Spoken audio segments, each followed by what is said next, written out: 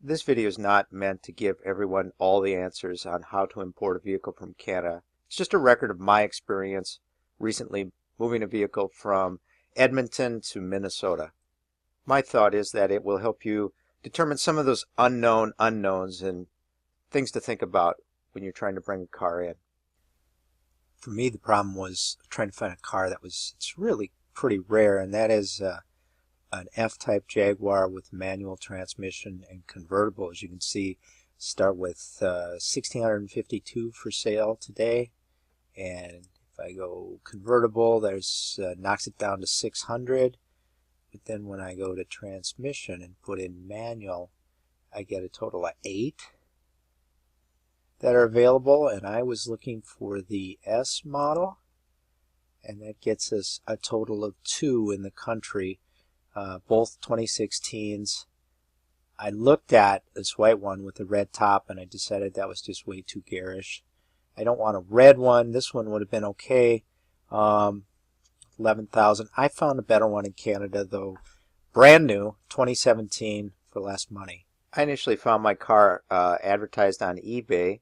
It didn't sell there. It was also, there's some other Canadian sources you can look at. Here are the zip codes that you need to put in to try to locate the vehicle somewhat near you. Once you find a vehicle that you're interested in, it's really important to get all the details about it. Make sure you get a copy of the window stickers so you know what options and things are on the actual car. This is the window sticker for the car that I was looking at. Showed the base price, all the options, everything, a total price. All these are in Canadian dollars. I was pretty interested in this car, so the next thing I did was ask that they send me a copy of the title. They don't call it a title, it's this registration thing, just to make sure they actually own the vehicle. So they gave this to me, which is good. Then I asked and received the Carfax. There's a Canadian Carfax. Make sure it had not been in any accidents. Make sure that it wasn't owned by anyone else. Then you also want to get the service history. On a newer car, the manufacturer or the dealer ought to be able to help you with all the warranty work or anything that had been done. This particular car hadn't ever been owned. It was sort of a demo. Really didn't have any service. There were some recalls that were completed on it. I did learn that it had been put in service about a year earlier, which means that the warranty started at that time, and even though it only had 300 kilometers on it, make sure you check the warranty and service plan for vehicle in Canada. This one in particular has a shorter warranty of 4 years instead of 5 years. It also doesn't include the maintenance, scheduled maintenance for the first couple of years, which a US one would. So factor that into your decision. Once you figure out the exact car that you want to buy, make sure you know what you're going to end up paying for that car. This is the offer to purchase that was sent me from Jaguar Land Rover in Edmonton. Make sure that you've got the right car here. Double check the VIN number, manual transmission. These were this was the sort of base price. Then there are dealer options that were added on here, including the $6,000 in carbon fiber. This was the sales price that I got them to agree to pay me. And they added this 5% tax, total purchase price here. So make sure there are no other surprises. This bottom line then is what I was looking at. Edmonton is about 1,400 miles from my house, and I did purchase it in March when there are big snowstorms happening in Canada and Minnesota, and I didn't feel like it would be that safe to drive a two-wheel drive Jaguar with Pirelli P0 tires on it across Canada for 1,400 miles. So I had it shipped from Edmonton to the dealers, had another dealer in Winnipeg, which is just north of Minnesota, so they were willing to do that for me. If you're going to have it shipped, find out how much that's going to cost you. Once you figure out exactly what you're going to pay in Canadian dollars for vehicle and taxes and shipping, you're going to want to find out what your exchange rate is to see if it's worth it for you. Remember, it's not what you find on Google or what Google says the exchange rate is. It's what you actually can get Canadian dollars for. You want to check around, because I initially went just to my bank thinking I could wire the money there, and I found that it would have cost me about $2,000 more than what Google says the exchange rate should have been. So that wasn't acceptable to me.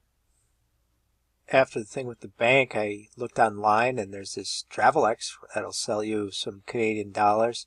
You can see that it would have cost me $59,000 for what I needed. And the Google exchange rate at the time was saying that the actual exchange rate was 52,500 versus 59,300. So huge difference between the two. Obviously, you don't want to do that. So my bank wasn't the way to go. Looking online wasn't helping me much. I did fortunately have a client who works for Morgan Stanley, and I called her to see if they had any currency traders, and in fact she was able to set me up. I had to open an account with Morgan Stanley, but then I received an exchange rate that was, I'd say, just about as good as the one on Google, if not maybe even better, oddly enough. That made thousands of dollars of difference in the purchase price of the car. Final costs that you need to think about are taxes. I already talked about the 5% Canadian general sales tax, but there's also about a 2.5% import duty on the vehicle. Obviously, in this day and age, things can change really fast. Call ahead and see if you can get a better idea exactly what it's going to be. I paid 2.5%. You're also going to pay state sales tax and license fees. And what you probably want to check is whether the Canadian tax offsets any of the state tax. I had an interesting situation where the main driver vehicle services for Minnesota at the state capitol told me that the 5% was an offset to the 7.5% sales tax that I would normally pay, so I'd only have to pay 2.5% more state sales tax. And when I went to register it in International Falls, right at the border, I was told that there is no offset for foreign taxes. I called St. Paul back again. They told me that there was an offset, and International Falls said absolutely there was not. It makes a big difference. That's about a $3,000 difference in tax, depending how that comes out. So you want to factor that in to your decision of whether or not to buy this car from Canada. Before you finally pull the trigger and send the money, I would urge you to Google this, import your car from Canada, and look for this website. It's the official government website, and there's a phone number on here, and I actually called the phone number, and I got somebody on like the second ring, and he knew everything about this, and he was super helpful. Just touch base with him and make sure you're going to be able to get your car into the United States. Once you're convinced that you can, well, wire the money, and then let's figure out how to get it home. Hey Matthew, it's Tom here over at Jaguar in Edmonton. So I have a video here of the F-Type for you. I figure we'll do a full walk around. So it's here in our warehouse, as you can see, with all these crazy sports cars.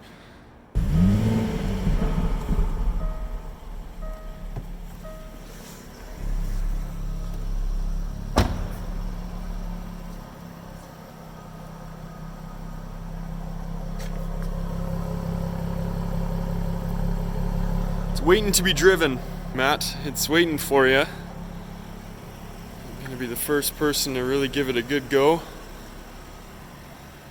And there it is. I hope this works. Thank you.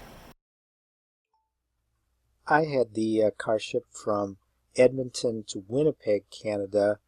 The dealer I bought it from said he was going to charge me $900 to ship it from one dealer to his other dealer. I haven't seen that charge show up on my credit card yet. I don't think you can have it shipped across the border unless you're using some sort of importer or broker or something like that. I, of course, didn't want to pay someone else to do it, so I did it myself. Got my passport, flew to Winnipeg, which from Minneapolis is pretty cheap and easy. There's a couple flights to every day. If you buy them in advance, it's about $100 one way. And then I drove it back to the border. Now, they don't have in Canada sort of temporary license plates. What they have is a temporary insurance tag that they stick on the front windshield. So fortunately, my insurance agent gave me, and you're going to want to get it insured as soon as you send that money because it's sort of yours at that point, your responsibility. She sent me this normal temporary card, but then she also sent me, which was a Canadian card, which I think is essential to prove that you have insurance that works in Canada. And that is what I taped to my front windshield, for better or for worse, and drove to the border with that on it. Oh, I should have said before I flew up there, I got what's called a letter of compliance from the manufacturer. I called the Jaguar people so many times. I knew the customer service people by name, and they were really helpful too. They knew exactly what it was I needed. They couldn't give me this letter of compliance until I actually purchased the car. Once I actually did and was able to share with them the bill of sale, they wrote me a letter of compliance, which is required to get over the border. It just says that the vehicle complies with all the DOT and safety regulations of the United States. Got to have that in order to get over the border. So this is what it looks like. Before I left for Winnipeg, I did call the Border Patrol at the International Falls border. I thought I was going to be crossing over there. I talked to the Border Patrol agent there, let him know that I was coming across, asked him, how to pay the excise tax. I guess, I brought a check. And as it turns out, I ended up going across at a different border checkpoint, and it wasn't as smooth as I would have liked. When I got to the border at Baudette, I, of course, was told to pull over and come inside, which I did. They never inspected the car at all, which I was a bit surprised about. The agent examined my letter of compliance very carefully. He had to look at the bill of sale that I had to prove that I was the owner. I gave him my passport and insurance as well.